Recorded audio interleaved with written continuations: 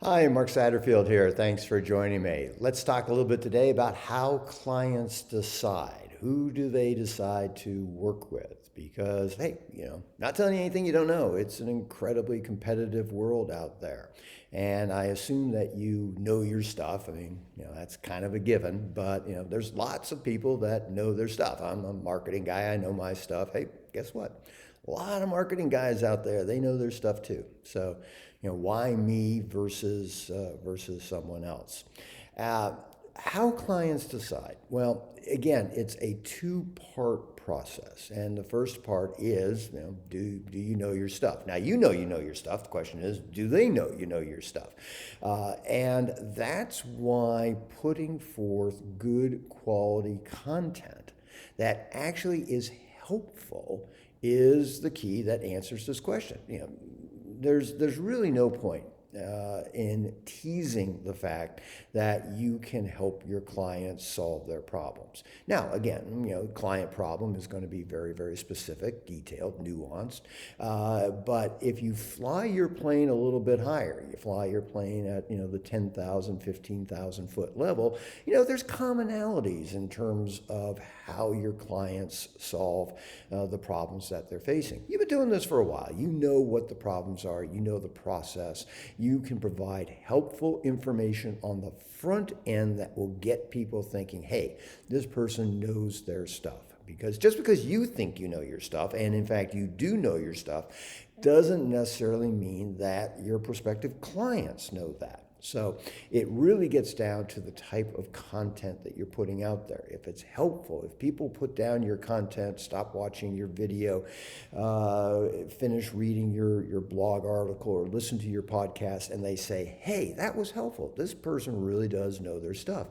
You've solved the first part of the equation. The second part, and this is where a lot of coaches, consultants, and experts miss, easy for me to say, miss the boat, is that they don't have a process in terms of how I go about working with clients. It becomes kind of, I meet with you, I talk about your problems, I'll give you some advice. Blech. I mean, that is not very comforting for someone like me who's thinking about hiring a coach or consultant. I want to know how you're actually going to work. I want to know there's a game plan. I want to know there's a roadmap, a process, a system. So take what you do and break it down into its components. In workshops, what we would do is we would write on one end of the flip chart, sad face, on the other end of the flip chart, happy face, and then we would say, okay, what are the steps that people have to go through to go from sad face to happy face? That's your process. And that's what you can then talk to your prospective clients about. First we do this, once we complete that, then we go to this, once we complete that, then we go to this, so forth and so on. So you have a process, you have a system. And when you combine that all together along with your authentic voice, not trying to come across as someone that you're not, and Lord knows I have tried it, and it's always just kind of like completely blown up in my face whenever I've tried to be, ape the behavior of one of the, gurus. Hey, that's just not me, and it's probably not you. But your authentic voice is you, and when you let that shine through your videos and your blogs and your podcasts and all your other outreach, combined with some really great content, boy, that's what's going to enable you to separate yourself from all the other people that are out there doing this. One final piece, and this is not what you want to hear, but I'm going to say it anyway, is you gotta do this consistently. I wish you could do just one video, one blog post, one, whatever, and have it all of a sudden turn into this, gusher of clients. But the reality is that it takes time. It takes time to get the wheels moving. I was listening to a video that Gary Vaynerchuk did. And yeah, I love Gary Vaynerchuk. He's his authentic self. I mean, I could no more be Gary Vaynerchuk than I could, learn to fly. But he is his authentic self, and you got to love the guy. He's been enormously successful. His books, such as Crush It, are really good, worth the reading by any entrepreneur. But here's the point I wanted to make.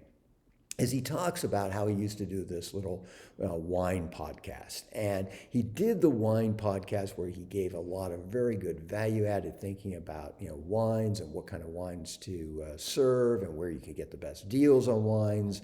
And he did this podcast, and for about, as he says, 18 months, hardly anybody watched the thing.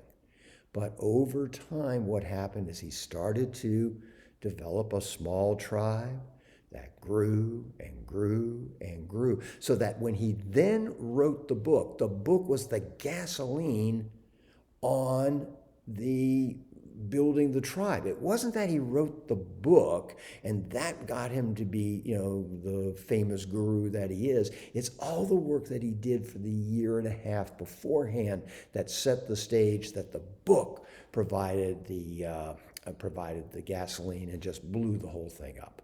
So the point I'm making is that you got to be consistent with this. And please, if you're going to do it, make the commitment that you're going to keep doing it. Make that commitment, because Lord knows it is hard enough getting this thing up and running. The last thing you want to do is get it up and running and then stop and try to get it back up and running. I have done that. And I tell you, it's one of the huge regrets that I have is that I stopped marketing and then started it back up. So anyway, hope this gives you some good food for thought. As always, I hope I have the chance to talk with you personally in the not too distant future. If nothing else, just to debate this point, get your thinking on it as well. But until then, this is Mark Satterfield. Bye for now.